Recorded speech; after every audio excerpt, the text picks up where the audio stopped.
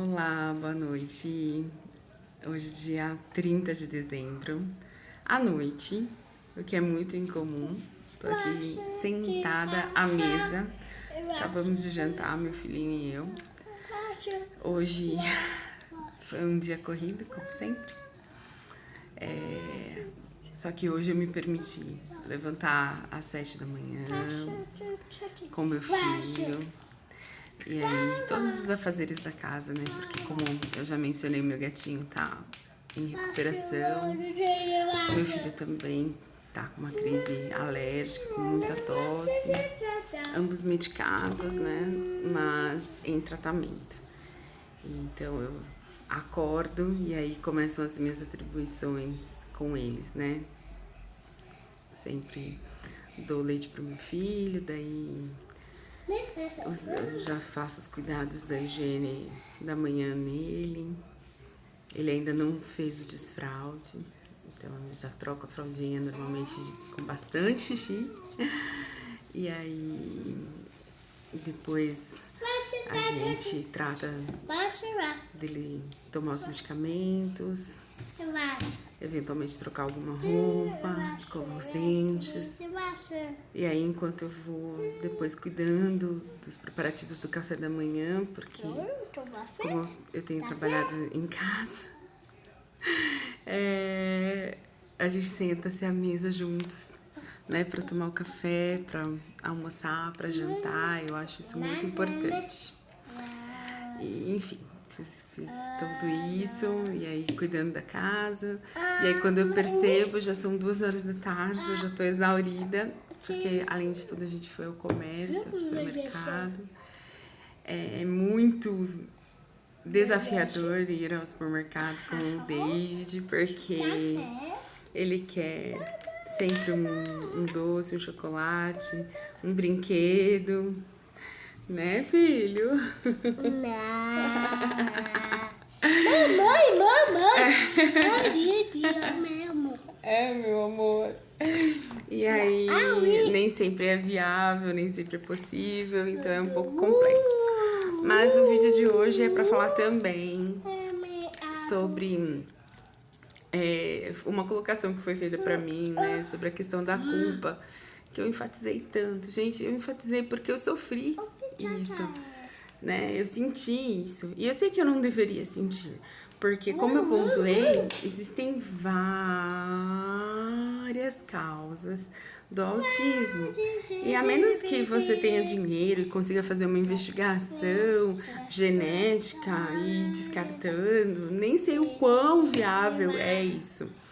Mas, do contrário, você não vai saber. Só que eu me senti assim. Então, como eu tô sendo aqui transparente, tô de cara limpa aqui, literalmente.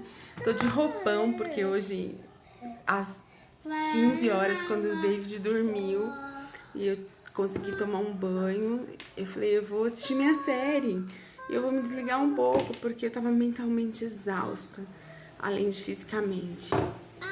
E, então, assim, eu quero deixar isso muito claro para vocês, porque talvez quando você comece a pesquisar, você também se identifique. Eu sei que no meu caso teve o fator idade, como eu falei, teve o fator do meu marido ter sido alcoólatra e ter sido tabagista. Eu sou obesa, a obesidade eu não sei, eu não cheguei a encontrar necessariamente, mas não sei, até o medicamento que eu tomo por hormônio, eu não cheguei a ir muito aprofundadamente. Mas o que eu vi foi, assim como quando eu fiquei grávida eu tinha medo da síndrome de Down, por conta da idade que já é efetivamente cientificamente comprovado, né? Que pode acontecer, existe grande probabilidade, mas não necessariamente vai acontecer. Até a pessoa comentou comigo assim, então quer dizer que o filho da Cláudia Raia necessariamente vai ser autista? Claro que não, né? Assim como eu poderia ter tido o David sem que ele apresentasse, né, as características do transtorno do espectro autista, mas ele apresentou. E eu me senti culpada. E isso é um fato. E eu tinha que dizer pra vocês. Muito embora seja, sob certos aspectos, uma tolice da minha parte, me senti culpada, eu sei disso. Enfim. E como se deu efetivamente aí a desconfiança, né? Como eu disse, até os 2 aninhos, em tese, ele estava dentro dos parâmetros, umas palavrinhas aqui e acolá, não tinha contato com outras pessoas mesmo, então era teoricamente natural, ele não tem interesse. Mas, aos 2 aninhos e meio, ele começou com uma seletividade alimentar. E isso me acendeu um alerta, porque eu já estava pesquisando, né, sobre o desenvolvimento. E aí a seletividade alimentar foi porque até que ele tomasse o leitinho apenas, né, exclusivamente até os 6 meses.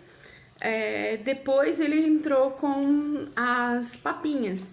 E aí eu procurei, como eu já disse, marinheira de primeira viagem, eu tentava fazer tudo na maior perfeição, assim, possível dentro das minhas condições.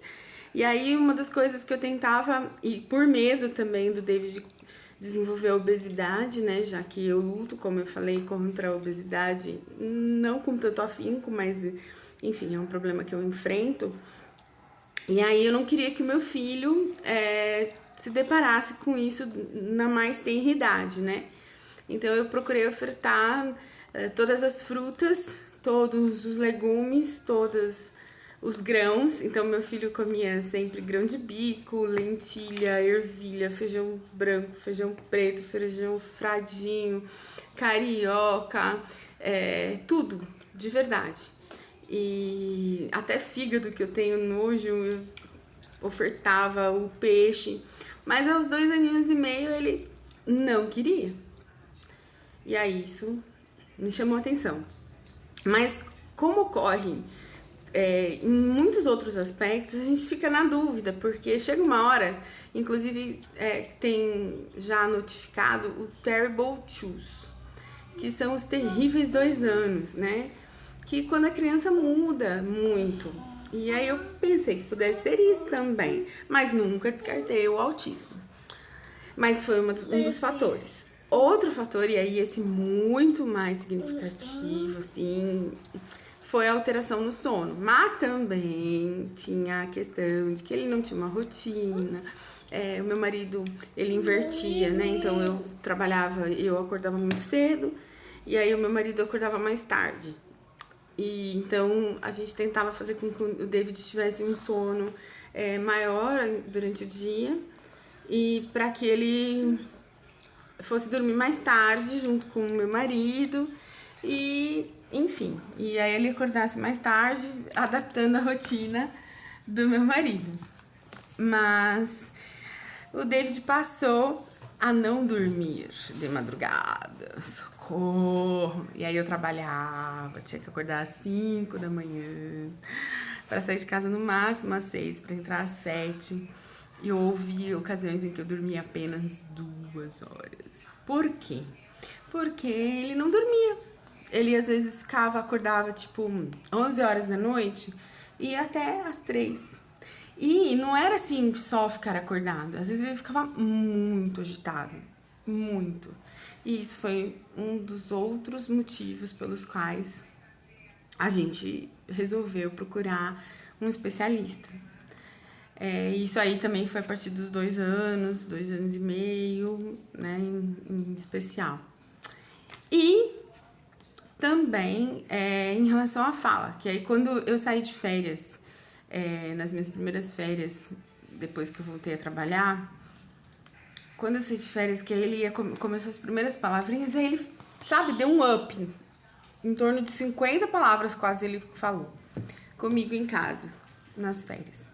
No entanto, depois ele começou a regredir. E isso de ter uma regressão é complicado, é um indicativo.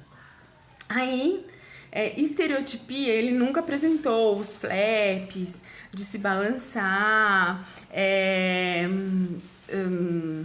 nada do tipo, né? Ecolalia também não. Mas ele também começou a fazer algo que aparentemente é sensacional, mas que pode também ser um indicativo do autismo, e tem um termo técnico que depois eu vou pesquisar e aí eu falo pra vocês. Mas foi que ele começou a falar o alfabeto todinho, assistindo, né, aquela canção A, B, C, D, E, F, G. H-I-J-K-L-M-N-O-P Q-R-S-T-U-V W-X-Y-N-Z. E ele descobriu o chocolate na sacola. Socorro. Pois bem. E aí, essa pessoinha passou a falar o alfabeto em inglês e em português. E também os números em inglês e em português, sozinho, espontaneamente. Isso é lindo? É, só que ao mesmo tempo não necessariamente, porque pode ser um indicativo, volto a dizer, um nome técnico. Aí foi assim, juntando esses fatores e o comportamento, né? Aí ele começou também assim, ele nunca foi de ter repetição, efetivamente, que chamasse tanta atenção. No entanto, algumas particularidades. Por exemplo, o empilhar brinquedos, o virar o carrinho e brincar com as rodas. Aí até o meu marido falava assim, mas foi eu meio que ensinei isso pra ele e tal. Então tudo a gente colocava, não é muito, mas eu que mostrei, entendeu? Mas é uma forma não funcional de brincar, né? A maneira apropriada de utilizar o brinquedo.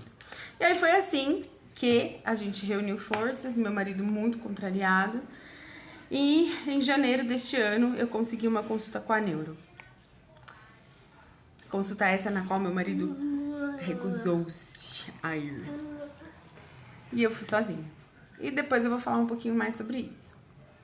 Mas é isso que eu queria falar, né? Sempre falar um pouquinho de como foi meu dia, de dizer essa questão da culpa, né? Que eu vou parar de falar a respeito dela. Mas eu queria aproveitar esse gancho do que me foi reportado. E também falar finalmente, então, os indícios, né? Que fizeram com que a gente procurasse uma ajuda técnica. Beijo, Deus te abençoe. E volto a dizer, compartilha, curte, sabe? Tem alguém, eu tenho certeza, existem muitos pais que estão aí vivendo esse processo. Então, por favor, né? Divulga. Se você tiver ciência, eu acho que esse desabafar, esse compartilhar faz muita diferença. Beijinho e até o próximo.